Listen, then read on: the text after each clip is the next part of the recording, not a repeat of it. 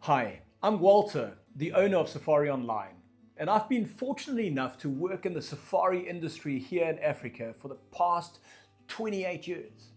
I've started out assisting on small group safaris around Southern Africa, then spent 4 years guiding before starting Safari Online in 2005. And this year we've celebrated our 21st birthday at Safari Online, for which we are extremely grateful.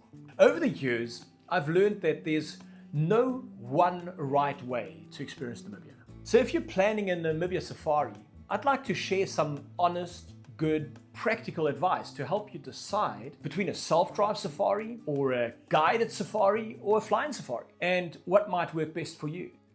Namibia is one of the emptiest countries in Africa, where you're almost more likely to encounter desert wildlife than people.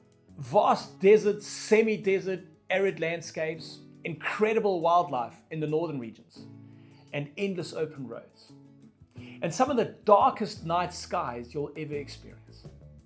But before you book your trip, there's one very important decision you'll need to make. Should you explore Namibia on a self-drive adventure, join a professionally guided safari, or fly between luxury lodges? Each offers a completely different experience, and choosing the right one can make all the difference to your holiday. In this video, I'll explain the pros and cons of each option, who they're best suited for, and how you can even combine them into one unforgettable Namibian safari. Let's meet Namibia. Before we decide how to explore Namibia, let's first discover why so many travelers fall in love with it. You're probably already picturing the red dunes of Sossusvlei, some of the highest sand dunes on Earth. Swakopmund blends German colonial charm with dramatic Atlantic scenery, and its historic jetty sits at the heart of it all. You'll find the legendary Etosha National Park, where animals gather around the waterholes, creating some of the best wildlife viewing in Africa. Then there's the rugged beauty of Damaraland, home to desert-adapted elephants, and one of the last free-roaming black rhino populations on Earth. Further west lies the haunting Skeleton Coast, where towering dunes meet the Atlantic Ocean, and old shipwrecks tell the stories of a wild and unforgiving coastline. Travel even further north and you'll reach the remote Haugen, one of Africa's last true wilderness areas, and home to the semi-nomadic Himba people, whose traditions have remained largely unchanged for generations. And if you continue east, Namibia surprises you yet again, with the lush rivers, wetlands, and abundant bird life in the Zambezi region, formerly known as the Caprivi Strip. Unlike many safari destinations, Namibia isn't just about chasing the big five. It's about standing on top of a dune as the sun rises over the Namib Desert, watching elephants survive in a landscape that seems impossible, sleeping beneath some of the darkest night skies on Earth, and experiencing a country that feels wild, peaceful, and wonderfully untouched. Namibia is one of Africa's easiest countries to explore, which brings us to one of Namibia's greatest advantages. There isn't just one way to experience it.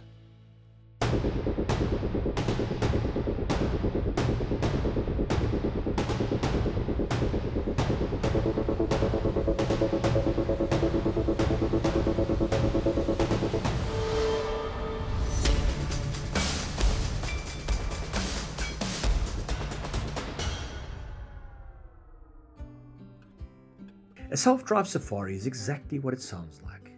You collect your rental vehicle after landing in Windhoek, follow a carefully planned route, and explore Namibia at your own pace. It's the most popular option for independent travelers, and that for good reason. Driving conditions are generally good. Namibia's main and many gravel roads are mostly well maintained, road signs are clear, traffic is surprisingly light, and fuel stations are positioned throughout the major tourist routes. One of the biggest advantages is flexibility. If elephants arrive at the waterhole, you can stay as long as you like. If you want another sunrise over the dunes, simply adjust your schedule. Many travelers combine their own driving with guided game drives or nature drives at the lodges, giving them the best of both worlds. But there are trade-offs. Distances are much greater than they appear on a map. You'll spend long hours behind the wheel, mostly on gravel roads. During and after the rain season, the gravel roads can be in poor condition. Driving after dark is strongly discouraged because wildlife frequently wanders onto the roads. And while you'll see incredible fauna and flora, you won't have a guide explain the fascinating geology, animal behavior, ecology, and helping locate special sightings. Plus, have you heard about Sossusvlei transforming into an oasis this year? Something you may not want to face alone.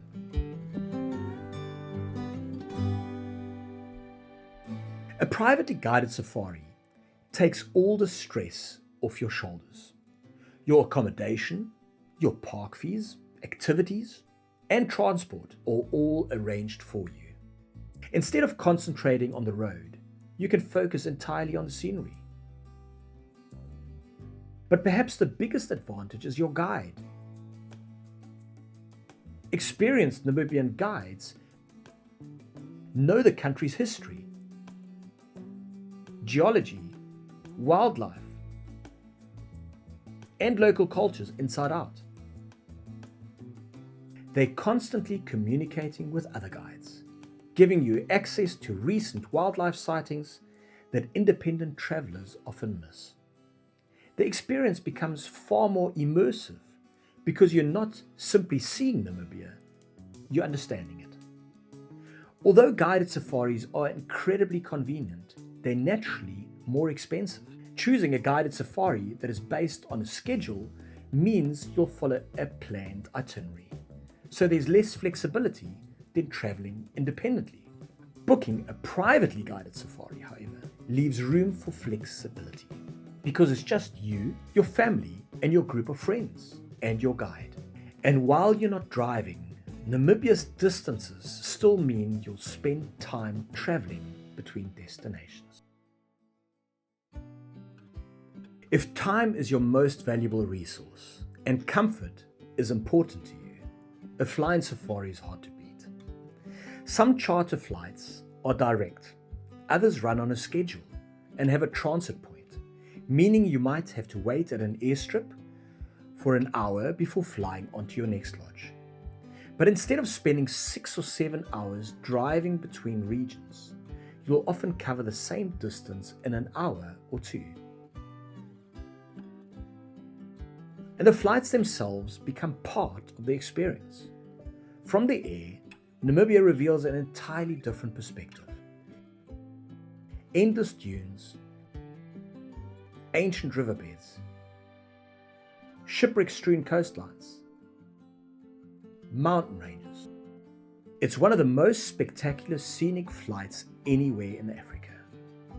Flying safaris also give you access to some of Namibia's most remote wilderness areas, places that would otherwise take you many hours or even days to reach by road.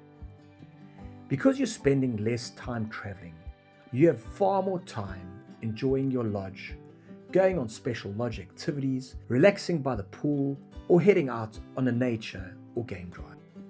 The main disadvantage is cost. Small aircrafts are expensive to operate, making this Namibia's premium safari option. You'll also need to pack light, as luggage is limited to soft bags with strict weight allowances. But the luxury lodges have laundry services. No matter which travel style you choose, Namibia also offers accommodation to suit almost every budget.